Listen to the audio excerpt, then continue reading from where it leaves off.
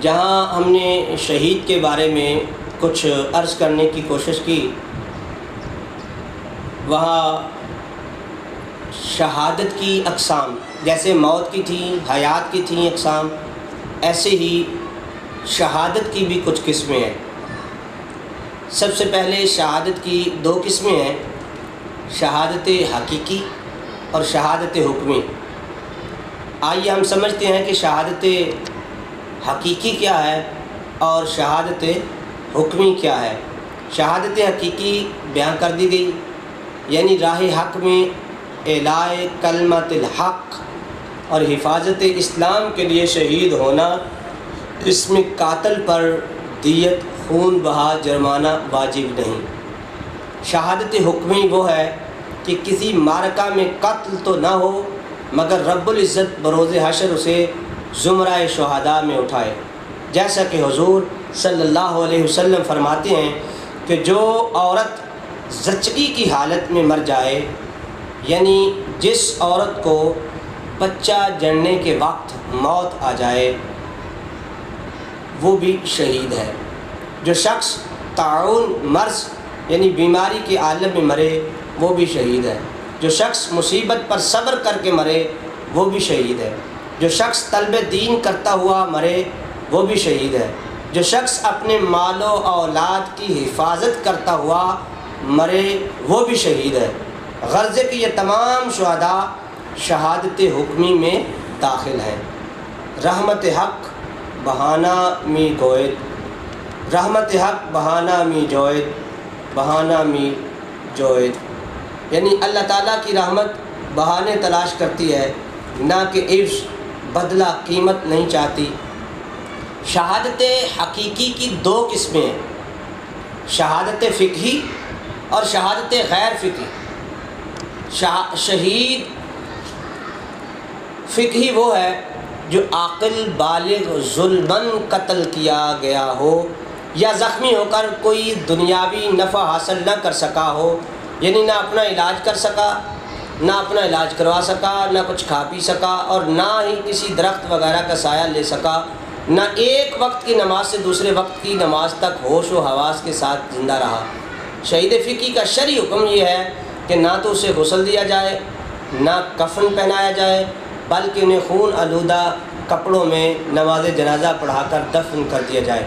یہی وہ شہادت عظمیٰ ہے جو شہید کو جنت میں خون کے آنسو رلاتی ہے، اور شہید بھی پھر اسی معرکہ میں جانے کی بار بار تمنا کرتا ہے، اور وہ شہادت عظمیٰ کی لذت کو تمام جنت کی لذتوں پر نثار کرنے کو بضد جان و دل تیار رہتا ہے۔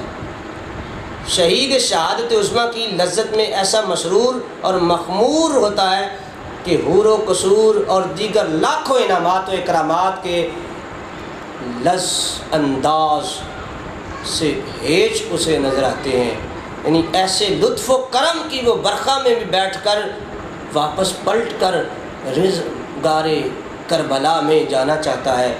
نماز اچھی، روزہ اچھا، حج اچھا، زکوٰۃ اچھی، مگر میں باوجود اس کے مسلمان ہو نہیں سکتا۔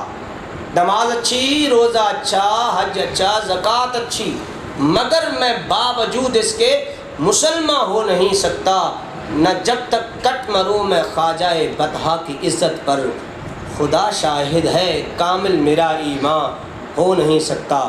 غرض کہ دنیا و مافیا کے شاہی تاجوں کو شہید کے تاج شہادت سے وہ نسبت نہیں ہو سکتی جو ذرہ کو آفتاب سے ہوا کرتی ہے۔ کاش دور حاضر کا نوجوان اس مقام شہادت کو جانتا اور مرتبہ شہید کو پہچانتا، تو آج مسلمانوں کو یہ روز بد نہ دیکھنا نصیب ہوتا۔ وہ فریب خوردہ شاہین جو پلا ہوا، وہ فریب خوردہ شاہین جو پلا ہو کر گساں میں، اسے کیا خبر کہ کیا ہے راہ و رسم شہبازی۔ شہید غیر فقہی وہ ہے جس پر یہ احکام جاری نہ ہوں، جیسا کہ زچگی کی حالت میں مرنے والی، ڈوب کر، جل کر، طاعون میں مرنے والا۔ وہ طالب علم جو حصول علم دین کرتا مرے، اسے غسل بھی دیا جائے گا اور کفن بھی پہنایا جائے گا۔ یاد رہے اگرچہ یہ بھی شہید ہی ہیں اور زمرہ شہداء میں شمار ہوتے ہیں، مگر شہدائے فقہی اور شہدائے غیر فقہی کے مقامات و درجات میں بہت فرق ہے، کیونکہ شہدائے فقہی کی موت اختیاری ہوتی ہے، کیونکہ وہ جہاد کے لیے بخوشی وطن، مال، دولت، بیوی اور بچوں کو خیر بات کہتے ہوئے خوب دولہا کی طرح سج کر نکلتے ہیں۔ وہ سفر کو حضر، بھوک کو راحت، پیاس کو فرحت، تکلیف کو مسرت اور موت کو حیات ابدی یقین کرتے ہیں۔ ان کے چہرے درخشاں، دل فرحاں اور ایمان مضبوط ہوتے ہیں۔ ان کی ارواح دم بدم انوار الہی سے ایسی مغور و تابہ ہوتی ہیں کہ وہ دوسرے مسلمانوں کے قلوب کو بھی چمکاتی، روشن فرماتی اور تاج شہادت کے حصول کے لیے یہ کہتی ہوئی نکلتی ہیں، چمک تجھ سے پاتے ہیں سب پانے والے، میرا دل بھی چمکا دے چمکانے والے، دلوں کو مرکز مہر و وفا کر۔ بال جبریل میں جناب علامہ ڈاکٹر محمد اقبال علیہ رحمہ کیا فرماتے ہیں؟ دلوں کو مرکز مہر و وفا کر، حریم کبریا سے آشنا کر، جسے نان جویں بخشی ہے تو نے اسے بازو حیدر بھی عطا کر۔ شہادت کی مزید 2 قسمیں ہیں، شہادت صغریٰ اور شہادت کبریٰ، ان پر انشاءاللہ العزیز پھر بات ہوگی۔